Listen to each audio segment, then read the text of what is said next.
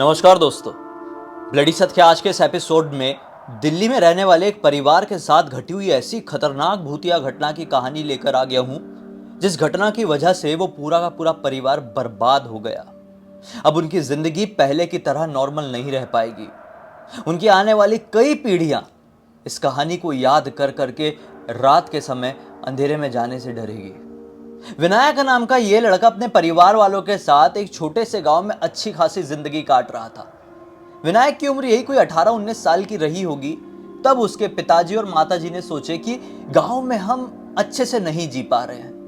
गरीबी जैसे जिंदगी कट रही है यार, सिर्फ 2 वक्त की रोटी मिल रही है, वो भी उतने अच्छे से नहीं। और सच बताऊं तो 2 वक्त की रोटी मिल जाए ये सिर्फ एक कहावत होती है, वरना आज की दुनिया में तो 2 वक्त की रोटी के साथ थोड़ा स्नैक्स, चाय, कॉफी, मौज मस्ती सब कुछ चाहिए, तब जाकर ऐसा लगता है कि जिंदगी जी रहे हैं, वरना ऐसा लगता है कि जिंदगी काट रहे हैं। अगर मैं गलत हूं तो कमेंट में बताओ। मेरी बात से सभी लोग एग्री कर रहे हैं? तो वैसे ही इसके परिवार वालों को ऐसा लगा जब ये 18-19 साल का हुआ कि नहीं यार, मजा नहीं आ रहा है और इसी तरीके से हम अपने गांव में रहते रहे आगे चल के भी तो हमारा लड़का विनायक अपनी जिंदगी में तरक्की कैसा कर पाएगा। और लाइफ में ग्रो करना है तो हमेशा ये कहा गया है, आप जहां पे हो ना, मतलब जहां से बिलोंग करते हो, उस जगह से आपको बाहर निकलना पड़ेगा। इतिहास गवाह है, ग्रो करने के लिए आपको अपना बर्थ प्लेस छोड़ना पड़ता है। और ये मतलब बहुत सारे लोगों के साथ हुआ है। तो ऐसे ही विनायक के लिए भी इसे घर वालों ने सोचे और बोले कि चलो दिल्ली में जाके सेटल्ड हो जाते हैं। तो दिल्ली में इन लोगों ने अपनी जमा पूंजी थोड़ी सी रखे थे। एक कमरा अच्छा खासा ढूंढे, 1 BHK का फ्लैट। इन लोगों ने अपनी जमा पूंजी से वो रेंट पे ले लिए। ठीक है, 11 महीने का एक साथ रेंट पे कर दिए थे। बढ़िया से रहने लगे। रहते हुए इन्हें 6-7 महीने बीत गए। फिर आया विनायक के पिताजी का जन्मदिन का समय। तो विनायक की जो माताजी थी ना, वो फिल्मों की बड़ी शौकीन थी। बचपन से ही बहुत फिल्में देखा करती थी। अजय देवगन की, सुनील शेट्टी की बहुत फिल्में देखी थी और बिल्कुल बॉलीवुड तरीके से उनकी थिंकिंग थी। तो जब ये शहर में आ गए, दिल्ली में आ गए, छोटे से गांव से निकलकर, तो इनको ऐसा लगा कि यार मैं अपने पति के साथ थोड़े ऐसा समय भी स्पेंड करूं जो कि फिल्मों में हीरो हीरोइन करते हैं। बच्चा बड़ा हो गया तो क्या हुआ, अपनी जिंदगी जीना छोड़ दे। उन्होंने अपने लड़के से बात करी, विनायक से बात करी, विनायक तेरे पापा का जन्मदिन आने वाला है तो उनको सरप्राइज देने के लिए कहीं बाहर ले चले क्या। विनायक बोलता है हाँ मम्मी, अच्छा आइडिया है, पापा को कहाँ जाना पसंद है। मम्मी बताती है कि तेरे पापा को तो सबसे ज्यादा मंदिर जाना पसंद है। धार्मिक स्थल में जाते हैं तो उनका मन एक अलग ही तरीके से पॉजिटिव हो जाता है, बढ़िया से बिहेव करने लगते हैं वो। तो उनको तो किसी मंदिर में ले जाना ही बेस्ट रहेगा। तो विनायक बोलता है कि मम्मी सबसे बेस्ट ये है कि पापा जी को मेहंदीपुर बालाजी लेकर चलते हैं। आप भी नहीं गई हो, मैं भी नहीं गया हूं और पापा भी नहीं गए।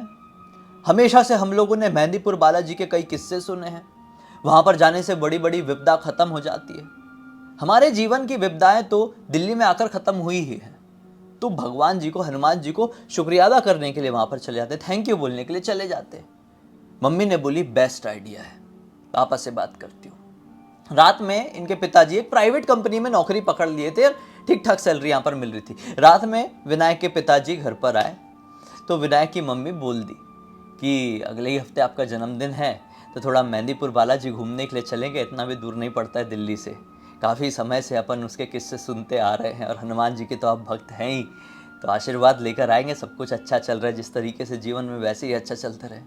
तो ये भी खुश हो गए, बोले ठीक है भाई, बहुत समय से तो मैं भी सोच रहा था कि कहीं घूम के आया जाए, कर लेते हैं टिकट बुक। अगले दिन जाकर उन्होंने विंडो टिकट बुक कर लिए।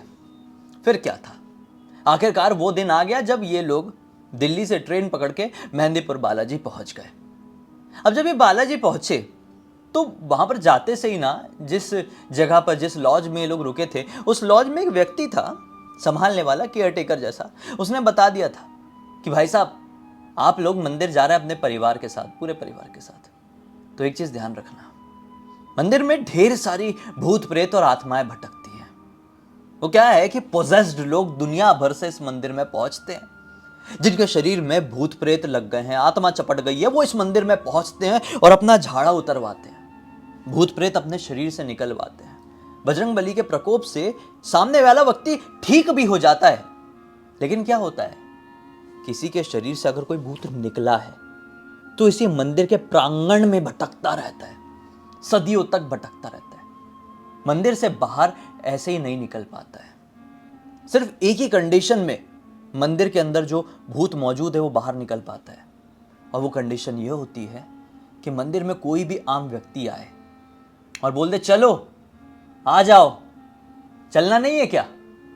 अगर किसी ने ये बोल दिया तो वहां पे भटकने वाली आत्माएं समझती है कि सामने वाले आदमी ने हमको इनविटेशन दिया है, न्योता दिया है, और वो आत्मा उस आदमी के साथ उसके घर तक चली जाती है और फिर उसका पीछा कभी नहीं छोड़ती है। और एक और कंडीशन में मंदिर से आत्माएं बाहर निकलती है कि जैसे आप मंदिर जा रहे हैं अपने परिवार वालों के साथ, थोड़ा भी आप अपने परिवार वालों से आगे पीछे हुए तो आपको भाभी जी की आवाज में कोई पीछे से आवाज लगाएगा, अरे सुनते हो, रुको तो। और अगर आपने पलटकर देख लिए तो क्या होगा, एक आत्मा आपसे चिपट जाएगी। वो आवाज भाभी जी ने नहीं लगाई रही होगी, वो किसी छलावे ने लगाया होगा। आप पलटे और आप गए, आपका खेल खत्म। तो आपको ध्यान रखना है कि चाहे जो हो जाए, आप मंदिर से दर्शन करके लौट रहे हैं तो आपको चलो, जाना नहीं है क्या, चलते हैं, ऐसे वर्ड्स यूज नहीं करने हैं। और साथ ही साथ पीछे से अगर आपको अपने किसी परिवार के व्यक्ति की, जानने वाले व्यक्ति की आवाज सुनाई दे तो पलटकर नहीं देखना है, बिल्कुल नहीं देखना, पलटना ही नहीं उस मंदिर की तरफ। इनने बोले अच्छा ठीक है भाई, हम ध्यान रखेंगे। क्यों विनायक, ध्यान रखेगा ना, नहीं बोलना ये सब, और तुम भी पलटकर नहीं देखना। सभी लोग तैयार थे दर्शन करने के लिए और पहुंच गए। अगला दिन निकला, मंदिर में बढ़िया से दर्शन हुए, सब कुछ अच्छा था। प्रांगण से बाहर निकल ही रहते तो प्रांगण के बाहर की तरफ कुछ दुकानें हैं, तो दुकानों में ये लोग रुक के ना थोड़ी थोड़ी चीज़ें देखने लगे, ये क्या है, कुछ खरीदेंगे। मेहंदीपुर बालाजी पहली बार जीवन में आया, थोड़ी याददाश्त के लिए, निशानी के लिए कोई चीज़ खरीद रहे थे। तो खरीदते खरीदते अचानक से विनायक ने नोटिस किया, अरे शिट, बहुत लेट हो गया यार, चलो ना मम्मी चलते हैं यार, चलो बहुत लेट हो रहा है। विनायक के मुंह से निकल गया है, चलो ना मम्मी बहुत लेट हो रहा है, चलते हैं यार, चलते हैं यार। भटकती हुई कई आत्माएं, चुड़ैल, भूत प्रेत, पिशाच क्या सोचेंगे, चलते हैं यार। ये तो बिल्कुल दोस्त बन गया है हमारा। हाँ, हमको बोल रहा है चलते हैं यार, चल तेरे साथ चलते हैं अभी। बस शायद वहां की कोई आत्मा थी जो चलते हैं यार सुन के विनायक के पीछे पीछे पीछे पीछे आ गई। ये लोग एक दिन मेहंदीपुर बालाजी के पास के उस लॉज में रुके भी, सब कुछ ठीक भी रहा। अब ये लोग दिल्ली वापस पहुंच गए, सोचे कि हमारी जर्नी बहुत अच्छी रही, कोई टेंशन नहीं, कोई गलती हुई नहीं। विनायक के दिमाग से भी ये बात निकल गई थी और मम्मी को तो याद ही नहीं था कि विनायक ने कुछ ऐसा बोला है। दिल्ली आने के ठीक चौथे दिन से विनायक अपने अंदर एक अजीबोगरीब चेंज महसूस करने लगता है। रात का वक्त होता, लगभग 1:30 से 1:45 बजे के बीच में विनायक अपने कमरे में सो रहा होता और विनायक को बहुत जोर की भूख लगती। वो किचन में जाता कुछ खाने के लिए और बहुत तेजी से जो कुछ भी बचा हुआ है सब खाता। जमीन अमीन में चीजें गिर जाती, फिर पानी वानी गिरा के पीता और अपने कमरे में जाकर सो जाता। मम्मी उठती, देखती कि अरे ऐसा जानवर की तरह किसने खाया, पानी वानी गिराया हुआ है। मम्मी वो गिरे हुए खाने को साफ कर देती कि हो सकता है विनायक या उसके पापा ने खाए होंगे, पिछली रात को अचानक से भूख लग गई होगी। ये चीज हर रात को हो रही थी। 11-12 दिन हो गए, फिर 13वें दिन मम्मी पापा विनायक सब सो रहे थे। विनायक की फिर से पिछले 12 दिन जैसे नींद खुली, उसको बहुत जोर की भूख लगी और अब विनायक जैसे अपनी बिस्तर से उठा ना तो उसके पैर के पास ना एक पानी का जग रखा हुआ था, उसके पैर से टकराया और भड़ से करके आवाज आ गई।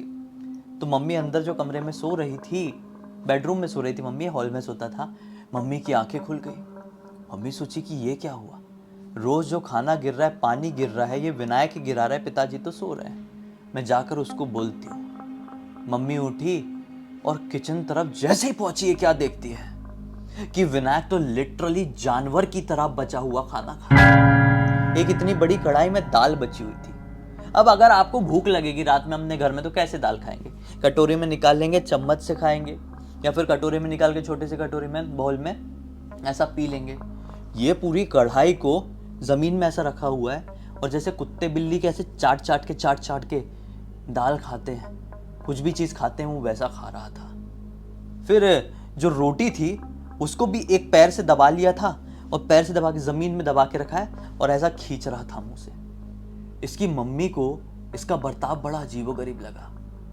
किचन में ही खिड़की में एक स्लाइडिंग जैसी थी, मतलब कांच वाली स्लाइडिंग थी, तो वहां पे उसकी आंखें चमकती हुई भी दिखी। मतलब समझ रहे हो, ये विनायक बैठा हुआ है और ये ऐसा ऐसा करके खा रहा है, मम्मी पीछे से देख रही है, ठीक है। तो उसका जो प्रतिबिंब है, विनायक की जो मिरर इमेज है, सामने स्लाइडिंग में बन रही है, स्लाइडिंग रखी हुई है। मम्मी ने पीछे से देखी कि विनायक की आंखें भी चमक रही है। ये बहुत जोर से डर गई और तुरंत ही बेडरूम में चली गई और इसके पापा को धीरे से उठाई, बोली कि एक बार चल के विनायक को देखो। वो जैसे ही आए तो उनने भी सेम नज़ारा देखे और कुछ नहीं बोले इन लोगों ने। जाकर अपने बेडरूम में बात की कि इस मैटर में सुबह बात करते हैं। बजरंगबली का नाम लेकर सोचा। अब आपस में विनायक से दूर हटकर इन लोगों ने बाहर निकल के बात की है कि हमें घर पे कोई पूजा करानी चाहिए, सुंदरकांड का पाठ कराना चाहिए, ताकि कोई बुरी आत्मा इसके शरीर में कब्जा कर लिए तो बाहर निकल जाए। इन लोगों ने दोपहर के वक्त ही उसी दिन सुंदरकांड का अपने घर पे आयोजन किए हैं। सुंदरकांड बढ़िया से चल रहा है, सामने हवन कुंड भी है, सब कुछ अच्छे से हो रहा था। मोहल्ले पड़ोस से कुछ लोग भी आए हुए थे। अचानक से विनायक आया, बाथरूम का जो पानी होता है ना, उसको गंदी वाली बाल्टी में भरकर लेकर और हवन कुंड के ऊपर डाल दिया। मतलब वो वाली बाल्टी, जो वो वाली बकेट जो 2 नंबर में यूज करते हैं, उसमें पानी भर के लेकर आया और हवन कुंड में डाल दिया और जोर जोर से चिल्लाने लगा कि तुम तो चाहते थे ना कि मैं तुम्हारे घर पर आऊं, तुम्हारे लड़के ने ही बोला था चलो यार, चलना नहीं है क्या? अब मैं तुम्हारे घर पर आ गई हूं तो मुझे भगाना क्यों चाह रहे हो? ये जो पाठ कर रहे हो, ये जो आवाजें निकाल रहे हो, जो मंत्र पढ़ रहे हो, इससे मुझे बहुत तकलीफ हो रही है। इस हवन का धुआं मुझे अंदर से जला रहा है। मुझे यहां से जाने के लिए मत बोलो, नहीं तो अकेली नहीं जाऊंगी, इस लड़के को लेकर जाऊंगी। ऐसा बोल के वो बेहोश हो गया। अब जितने लोग आए हुए थे इस नज़ारे को देखकर हक्के बक्के रह गए, क्योंकि विनायक बचपन से ही भक्त प्रवृत्ति का लड़का था। भक्ति पूजा पाठ करता था। जब कभी भी घर में हवन पूजन कथा पाठ होता था तो वो बराबरी से बैठता था।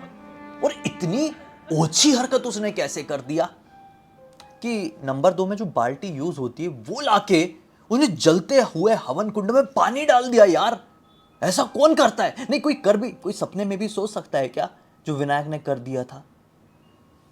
इस नज़ारे को देखकर पड़ोस के एक अंकल जी आए हुए थे। उन्होंने बोले कि हम एक महाराज को जानते हैं, समझ में आ गया है कि इस लड़के के शरीर में एक भयंकर आत्मा का वास है। महाराज जी को फ़ोन लगाते हैं। पड़ोसी अंकल जी ने तुरंत महाराज जी को फ़ोन लगाया, पूरी बात बताया। महाराज जी ने बोले कि हम आधे घंटे के अंदर उस घर में पहुंच रहे। उस बच्चे को जो बेहोश हो गया है एक कमरे में बंद कर दो। अगर उसके अंदर जो आत्मा है वो समझ गई कि अब उसको भगाने का खेल शुरू होने वाला है तो वो नुकसान पहुंचा सकती है विनायक के शरीर को। तो विनायक को उठा के कमरे में बंद कर दिया गया। पुजारी जी आधे घंटे बाद एंट्री लेते हैं। पुजारी जी ने जैसे ही घर की दहलीज के अंदर कदम रखे, महाराज जी ने अरे भाई ऐसा चिल्लाना शुरू किया अंदर के कमरे से। विनायक जो चीजें हाथ में आ रही होगी ना सब तोड़ रहा है, सब फोड़ रहा है, अपना सर पटक रहा है। उन्होंने बोले अब भी इसको सबक सिखाते हैं, भला एक सर्कल बनाए, ठीक है, और बैठ के जो मंत्रों का उच्चारण शुरू किए ना, जोर जोर से उनकी आवाज से पूरा, अरे भाई बूढ़े तो थे लेकिन आवाज में ऐसा दम, पूरा इलाका गूंज गया, पूरा मोहल्ला गूंज गया। सचमुच में मैं तो इमेजिन कर रहा हूं विनायक के शरीर के अंदर जो आत्मा रही होगी उसका क्या हाल हो रहा होगा। इतनी पावर थी, इतने वाइब्रेशंस थे उनके मंत्रों में, उनकी आवाज में। अंदर से विनायक की जोर जोर से रोने की आवाज निकलने लगी। वो बोलने लगा चीख चीख के, मैं पैर पड़ती हूं तुम्हारे, शांत हो जाओ, अब और मत बोलो जो कुछ भी तुम बोल रहे हो, मुझे बहुत तकलीफ हो रही है, मैं फट जाऊंगी, शांत हो जाओ। महाराज जी बोलते हैं कि अगर मुझे शांत करवाना चाहती है तो चुपचाप से सामने आकर बैठ जा, मैं आऊंगी, मैं कुछ नहीं करूंगी, मैं आऊंगी, तुमसे बात भी करूंगी। महाराज जी ने इशारा किए 2 लोगों को कि दरवाजा खोलो और विनायक को बाहर निकालो। 2 लोग बढ़े, जैसे ही दरवाजा खोले हैं विनायक के हाथ में था एक खतरनाक वाला चाकू। ये दौड़ के महाराज जी को ऐसा मारने जैसा हुआ तो 2-4 मोहल्ले के लड़के यार पकड़े, महाराज जी को डाल ही दिया था, यहाँ पे इतना पहुंच गया था चाकू। किस्मत से 4-5 लड़के थे, विनायक की दोस्ती उसी यारी हो गई थी, उन लोगों ने रोक लिए और वो सर्कल के अंदर बैठा दिए। महाराज जी ने गंगा जल हाथ में लिए, कुछ मंत्र पढ़े और ऐसा मारे उसके ऊपर फेंक के, वो पानी जैसा क्या, विनायक के अंदर जो आत्मा रही होगी उसको तो पता नहीं एक ऐसा केमिकल जैसा लगा कि उसका पूरा शरीर जल जाएगा, ऐसा वाला उसको फीलिंग आई। बहुत जोर जोर से चीखी, जोर जोर से चीखी उसके अंदर की आत्मा। विनायक बहुत जोर जोर से चीखा और बोलता है मुझे माफ कर दो, मैं सब बताता हूँ, मेरी उम्र सिर्फ 11 वर्ष की है, मुझे कुछ नहीं चाहिए, बस इसके साथ रहना है। मैं वहां पर तड़प रही थी, मुझे जाने के लिए मत बोलो। पुजारी जी ने बोले कि जाना तो पड़ेगा, क्या चाहिए इसके बदले बता, वरना जितनी मंदिर में नहीं तड़पती थी ना उतना मैं तड़पा दूंगा। लड़के के शरीर को तो छोड़ना पड़ेगा, गलती उससे हुई है, हम मानते हैं, इसलिए जो मांगेगी वो देंगे, तू चले जा बस। तो लड़की कहती है रोते रोते कि ठीक है, हमें तो कहीं शांति नहीं मिल सकती, सिर्फ एक 51 किलो के बकरे का खड़ा मांस दे दो और एक पिंक कलर की ड्रेस मुझे दे दो। बहुत पसंद था मुझे मांस खाना, बहुत पसंद था मुझे पिंक कलर की ड्रेस पहनना। जिस दिन मेरी मौत हुई थी उस दिन मैंने पिंक कलर का ही ड्रेस पहना हुआ था। मेरे पिताजी ने मुझे मेरे 11वें जन्मदिन में दिए थे, तुम भी दे दो, चली जाऊंगी। और फिर हो सके तो हर साल मेरे जन्मदिन में ये तारीख को मेरा जन्मदिन आता है, एक ड्रेस एक पीपल के पेड़ के नीचे रख देना और थोड़ा सा मांस, मैं खुश हो जाऊंगी, जा रही हूँ, ऐसा बोल के वो बेहोश। महाराज जी ने बोले तुम्हारी किस्मत बड़ी अच्छी थी भाई, ऐसी आत्माएं, और खासकर ये बच्चों वाली आत्माएं छोड़ती नहीं है किसी को, क्योंकि उनके पास बहुत समय होता है, बहुत उम्र होती है उनकी, ऐसी मृत्यु अकाल समय में होती है ना। तो उस बच्ची के पास बहुत समय था, विनायक खत्म हो गया रहता, अंदर से खोखला हो जाता। अब अभी तो ला दो जो बकरा उसने मांगी है, जो उसने ड्रेस मांगी है, उसके बाद हर साल उसका जन्मदिन उसने बता दी, घर के पीछे तुम्हारा पीपल का पेड़ है, वहाँ पर चढ़ा दिया करना, उसका नाम लेके उसको याद करके, उसकी आत्मा को भी तृप्ति मिलेगी। अब वही चाहती है, देखो मैं इस चीज़ के सख्त खिलाफ हूँ, मांस मटन ये सब ऐसे नहीं उपयोग करना चाहिए, लेकिन वो एक अतृप्त आत्मा है, वो शैतान योनि में, वो प्रेतनी बन चुकी है, उसे वो चाहिए, तभी उसको शांति मिलेगी। तो हो सके तो देना, बाकी तुम्हारे ऊपर है। मैंने अपना काम कर दिया, चलता हूँ। और महाराज जी चले गए, 1 रुपया कुछ नहीं लिए। विनायक उस दिन के बाद से ठीक हो गया और ये कहानी पूरे ख़ानदान में, पूरे इलाके में फेमस हो गई। इस पूरी घटना की जानकारी मुझे किसी और ने नहीं, विक्की ने दिया, जो कोई और नहीं विनायक का दोस्त था, और जो कोई और नहीं बल्कि वही लड़का था जब विनायक महाराज जी के ऊपर चाकू से वार करते करते आया था तो सबसे पहले जिसने रोका था वही विक्की है। उसी ने ये कहानी मुझे इंस्टाग्राम पर लिख कर भेजा, बोला भाई पूरी दुनिया को बताओ, हिल जाएंगे सब। मैंने भी जब पढ़ा तो हिल गया, मतलब कमाल है यार, बताना तो बनता है। तो बस इसी एक नोट के साथ इस कहानी का अंत कर देते हैं।